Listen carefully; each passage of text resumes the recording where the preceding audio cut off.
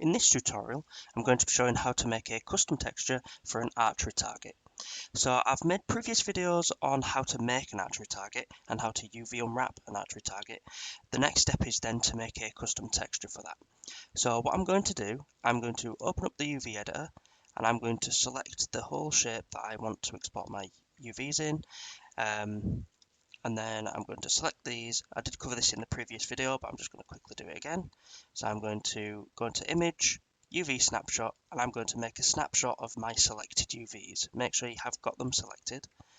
And then I'm going to save them wherever. I'm going to call it Archery Target UVs. And then I'm going to save it as a JPEG, a PNG. A PNG will keep the transparency, so it will just be the lines that we work with, so we can essentially use them as a trace. So I'm going to apply and close, and then that is then there, and it should look like, once this loads up, it should look like this, where it's just the lines that we can see.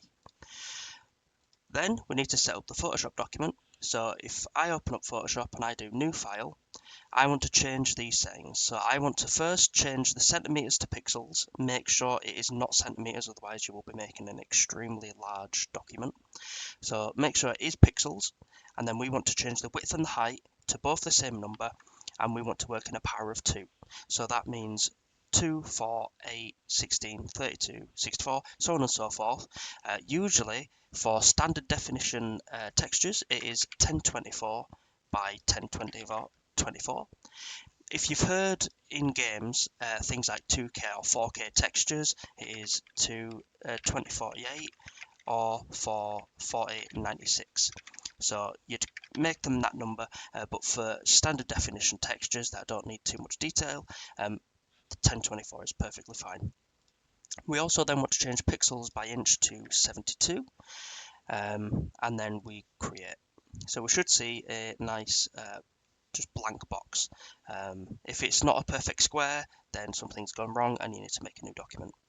What we then want to do is we want to drag the UVs in, and in some case you might want to edit these lines to be sort of more stand out, and I'll show you that later on, but for now we've got them in here. So for the archery target, I want the wooden frame to have a wood texture, and I want the archery target to have something like a cloth texture. So I'm going to get 2 seamless textures for that. So I'm going to go into Google, and I'm going to type wood seamless texture. And then if we go to images, we can try find one that we want, but first of all, I want to eliminate all of the low resolution ones. So I'm going to click tools, I'm going to click size, and I'm going to click large. These are only going to then give us the larger images. What I also want to do is look for ones that seem like it's a perfect square. So I know it is rounded, but there are some of these that have sort of a perfect square look. So for example, this one has a perfect square look. So I'm going to take this one and I'm going to paste that in, and I'm going to overlay it only on the wooden section. So I'll make it so that the UVs are on top. I'm going to take off auto select when I go to the selection tool, and then auto select, if we have that on, then it'll start to select different layers. I want to make it so it's just whatever layer we manually select, that's the one that's going to stick with. So when we go to the move tool, I'm going to hold alt, and you'll see that the cursor changes to sort of like a cloned sort of shadow cursor. That'll mean that we start to duplicate the images that we've got. So I'm going to move them up until it's on top. You need to make sure that you're careful, because you can see there's a slight sort of seam there. So we want to, you just use the arrow keys and move them into a spot where it seems like it doesn't have that sort of seam there. So I think this texture naturally has seams. I think it's like a wooden plank type thing. So there will be visible seams, but in terms of the actual texture, there isn't seams on that. So I've overlaid wood on the part that we have the wooden beams and the wooden frame. We want to get a cloth texture now. So we want to do a cloth seamless texture. I want to again do the size as large, and then find one that seems fine. All of these seem like pretty good textures, so I'm going to take this one. I'm going to copy that image, and I'm going to paste that in, and then I'm going to start overlaying this. So I might want quite a fine amount of detail, so I'm going to keep it small and just duplicate these constantly throughout that. So we can start to see that there's a very clear line there. So I'm going to move that up and then move this one up. Then from that, this one looks fairly sensible. So I'm going to hold Control at Shift. So I'll do that again. So I want to select all the layers by clicking the top one, holding Shift, clicking the bottom one, and then Control E, and then that combines those layers together. Just makes it a little bit easier to move them about if needs be. And then what we want to do, so with the cloth texture, I can't really see the UVs. They're a bit blended in. So I want to double click just a blank part of the layer, and then that'll open this up. I can then start to add different things, but I want to add a stroke, and then I want to do it in the center, and then we can very clearly see these lines. And then with that, I'm going to start to color in parts of this target. So I want the rings to be sort of colored. So I'm going to do a new layer. I could, for instance, pick a color and then sort of manually draw it in. So I'd change the hardness at the top to 100%, up the size a bit, and then I'd start to manually draw it in. In some cases, this might be a better look. Something like a hand-painted archery target wouldn't have perfect circles and would have imperfections. So manually drawing it might have a look like what you want. Alternatively, if you're not too comfortable with using the paint tool, you can hold left-click where this square is, this rectangle tool, and do the ellipse tool. And then what we can do is we can start to draw sort of perfect circles. So just put it to around about the point where it should be, and then we can change these, do like the transform tool to sort of make it fit the edges. Make sure that the stroke is turned off, otherwise you'll have a black outline, which you might not want. And then we can just keep drawing those. So I want to put the UVs on top so I can keep seeing where each individual ring is. And I'm going to change the colour to something like green, make it a bit darker, and I'm going to draw another one in. I'm going to manipulate that. So we can use the full box's lines to sort of line it up with the edge there. Oh, I would line it up to the wrong one. And then there. And then I'm going to do that again. I'm going to do it as a red one this time.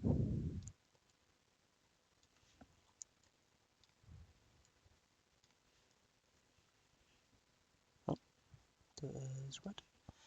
And then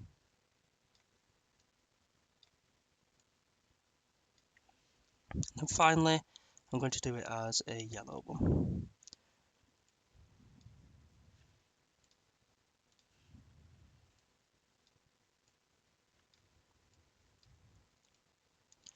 And then with that, that is then the colour done. So I want to hide the UV layer. I'll do that by clicking the eyeball next to that layer. And then we can see that it is started to have those rings. What I do want to do though is I want to have the sort of cloth fabric texture on these colours. I don't want that to disappear just because it's been painted. So what we need to do, if you've used the shape tools, you'll need to make a new layer, otherwise I'll show you what it does. It just combines it and makes it all one colour. So we want to do a new layer and then shift and select all those layers and then Control E, and then that makes that into just one sort of image layer. What I then want to do is where it says normal, we can change the mode of the layer. Now you can go through these and sort of see which one might fit you best, but multiply is the one that sort of takes the information from behind the layer and sort of merges them together. So with the multiply, I've now got it where it's essentially like a painted bit of fabric, rather than just being perfect paint. So with that, I would then save that out as a JPEG, and I'd save that as T_archery target underscore color. What I would then do is we need to make the roughness and the normal map. So for that, I would hide this paint texture. So if we started to do tools in this, it would start to look a bit weird because we've kept that color. So we'd have very varying roughnesses because of the paint and the difference in color. So I'm going to hide that layer, and we only want to work on sort of the fabric roughness rather than the paint roughness. So then we just change these values as we have in previous videos.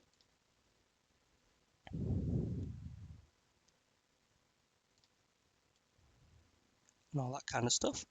If, for instance, you're wanting to change only the wood or only the fabric, the way that we would do that is before we make that brightness and contrast layer, hold Control and click on the layer preview, so the sort of small image of the layer. If you hold Control and click it, it has a selection of only that part of the layer that's actually got something in it. If we then do this, it doesn't change the brightness of this one. So for instance, that might look sensible to me. So I would then save this out. I would save that as a JPEG again. I would save this as the T_archery target underscore rough. And then because I want to have a bit more detail with the normal map, I'm going to save this one out. And I'm just going to name it normal. And then I'm essentially going to overwrite that when we generate the normal. So I'm going to open up XNormal.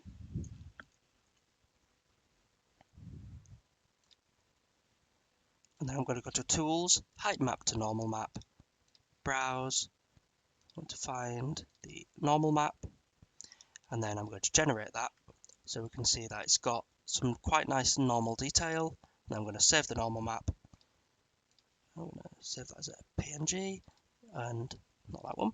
And I'm going to overwrite that. So then when we look at it, we've got a normal map, we've got the color map, and we've got the roughness map there. So that's how you would make something like a custom texture for a model like an archery target. With these techniques, you can then sort of build on that, and for your own models start to do custom textures. The main thing to focus on is make sure that when you export your UVs, you're using that as a sort of trace, and you know exactly where parts are that you need to paint. If it's not too clear, it might mean that your UVs aren't as well laid out as they could be, and you might need to go back into Maya and sort of fix those UVs.